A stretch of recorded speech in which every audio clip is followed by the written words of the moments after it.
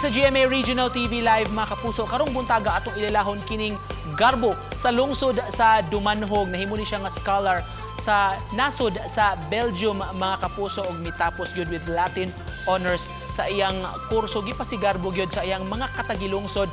Makauban nato karong buntaga si Clyde Blanco. Good morning, Clyde. Maayong buntag. Thank you so much, Clyde, for joining us this morning.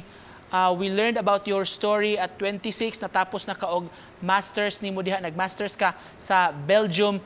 Giunsa nimo pag abot diha sa Belgium, Clyde? Scholarship ba ni siya ang imong gitake? Oo, nakakita ako online sa kanang Erasmus Mundus nga scholarship niya. Nangita ko og kanang courses on marine biology unya naaman sila program nga marine biology, so ni apply ko unya nadawat ko, so ni start ko sa Spain. Unsay imong course nga gitake diha sa Belgium, Clyde? Gitawag siya og International Master in Marine Biological Resources.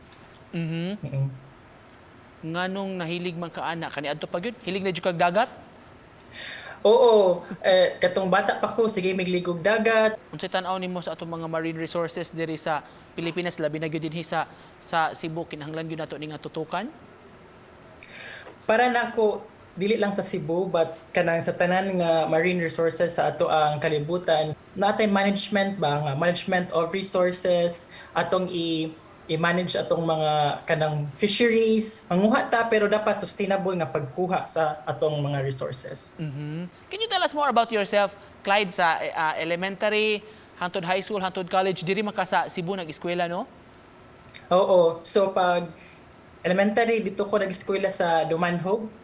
Unya, nadawat ko og kanang scholarship sa Philippine Science High School. Kay bago man sila nag-start dito sa Argao.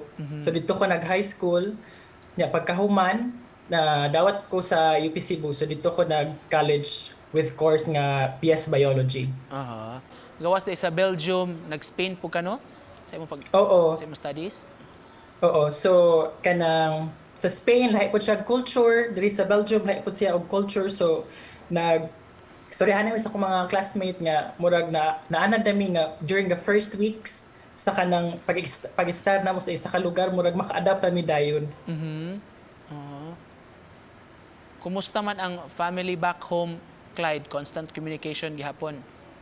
Oo, since nindot raman ang kanang dili jud nindot kay ang connection, pero at least almost every week na maka video call me sa akong mama ug papa, sa akong igsuon. Unsay mga kalisdanan kuno nga naagian nimo kaniadto before kami lampos in imong studies? I think ang unang kalisdanan kanang maybe communicating sa other nga mga nimong classmates, kay lain baya mo og kanang background. Sa amo ang program international siya, so dili lang kay European imong classmates but also na kay mga Americans, na kay mga other nga Asian nga classmates. So lahi mo og background, but ang nakindot ani nga program is most sa mga almost everyone, I think akong mga classmate is mutabang gyud. Karon, Clyde, sugod na atong klase diri sa Pilipinas. Karon lang si Manaha.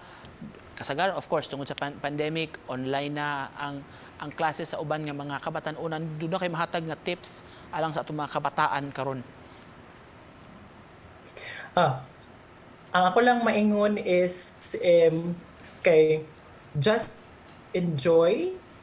Kay baw ko nga lisod gyud ang kanang online classes, kay naka-online classes sa lisod gyud siya. Pero if ang imuhang tumong is makakuha ka dako nga grado, is just push yourself nga makuha na nimo nga kanang aim nimo sa imuhang life.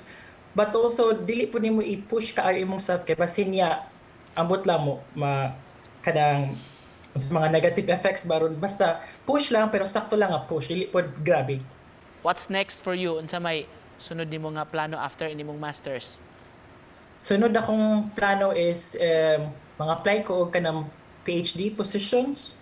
So depende kung asa ko makuha ani, kanang apply man ko og mga positions sa Netherlands, sa Germany. So depende ani kung asa ko makuha. Wow. Finally, Clyde, mangayo mig mensahe nimo ang lungsod proud kayo sa imong mga achievements gawa sa imong family of course nga behind nimo ang lungsod grabe gid kay kana mipasigarbo nimo so gusto nimo masulti nila sa imong mga katagilungsod. Ako lang masulti is nagpasalamat ko nga proud kayo sila sa akong kanang na-achieve diri sa Belgium kay wala jud ko na-expect nga daghan og kanang mo like baron or mo share sa katong post sa Dumanhog. Thank you so much Clyde og of course daghan ang naghinam-hinam sa imong pag-uli labi na gyud ang imong pamilya pohon. Thank you so much sa pag-uban kanamo karong buntaga si Clyde Blanco.